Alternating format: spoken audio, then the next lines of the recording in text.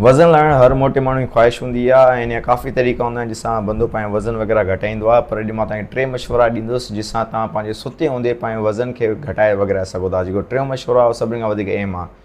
असां पहिरें मशे जी ॻाल्हि था कयूं। हिकिड़ो असांजे जिस्म में हिकिड़ो हार्मोन हूंदो आहे जंहिंखे असां चवंदा आहियूं ग्रोथ हार्मोन। इहो कॾहिं ठहंदो आहे जॾहिं तव्हां पंहिंजो वर्कआउट कंदा आहियो जिस्म जो, ऐं उहो बि इंतिहाई इंटेंस वर्कआउट कंदा हो जॾहिं तव्हांजे जिस्म खे इहो फील थींदो आहे त असांजे जिस्म में थकावट वग़ैरह महसूसु थिए थी, ऐं इहो तॾहिं ठहंदो आहे। ऐं हिन हार्मोन जो कमु छा आहे, जॾहिं तव्हां सुता पिया हूंदा हो इहो साॻियो ई हार्मोन ग्रोथ हार्मोन तव्हांजी चर्बी खे साड़ण में काफ़ी मदद कंदो आहे।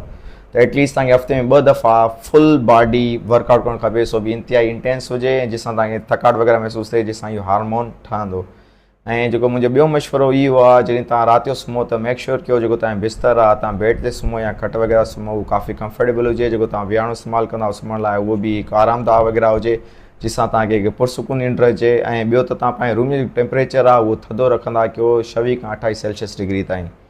ऐं जेको टियों मशवरो आहे जेको सभिनि खां वधीक अहम आहे, तव्हांखे राति जो 9 खां 9:30 जे दरमियान सुम्हणो आहे ऐं सुबुह जो एटलीस्ट 6 बजे ताईं निंड करणी आहे। इहा लॻभॻि 8 खां 9 कलाक निंड थिए थी। हाणे हिन एक्स्ट्रा जेका निंड तव्हां कयो था हिन सां छा थींदो, हिकु तव्हांजो ग्रोथ हार्मोन आहे उहो बेटर परफॉर्म करे सघंदो, ऐं ॿियो त तव्हांजे जिस्म में हिकिड़ा कार्टिसोल हार्मोन्स हूंदा आहिनि जंहिंखे असां स्ट्रेस हार्मोन चवंदा आहियूं। ऐं इहे छा कंदा आहिनि त इहे स्ट्रेस हार्मोन तव्हांखे चर्बी खे जमा करण में काफ़ी मदद कंदा आहिनि। पर जॾहिं तव्हां निंड वग़ैरह सुठी कंदा हो जेका 8 कलाक खां मथे हूंदी आहे, त तव्हांजी जेका स्ट्रेस हार्मोन जेका कार्टिसोल हार्मोन्स आहिनि उन जी मिक़दार घटिजी वेंदी आहे, जिसां तव्हांजो जिस्म तव्हांजे चर्बी खे साड़ण ते वधीक फोकस वग़ैरह करे सघे थो।